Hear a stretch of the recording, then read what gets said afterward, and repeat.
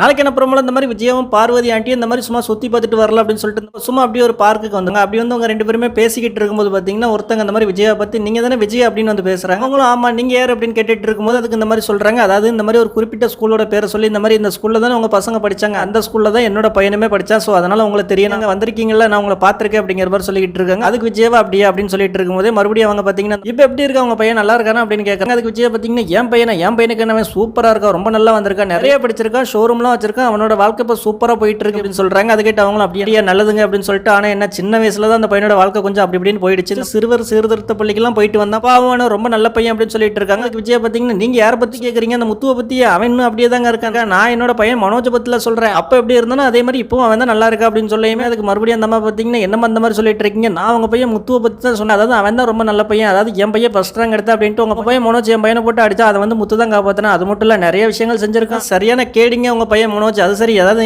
உங்களை மாதிரி தானே உங்க பையனும் இருப்பா, அதாவது நீங்க பேசும்போதே தெரியுது இந்த மாதிரி ஏன் மனோஜ் அப்படி இருக்கா அப்படின்ட்டு. முத்து அவங்க பாட்டிட்ட வளர்ந்ததுனால இந்த பையன் ரொம்ப நல்ல பையனா இருக்கான் அப்படின்னு சொல்றாங்க. அது கிட்ட அவங்க என்னமா பொசுக்குன்னு இப்படி சொல்லி கேவலப்படுத்திட்டு அப்படிங்கிற மாதிரியும் பார்த்துட்டு இருக்காங்க.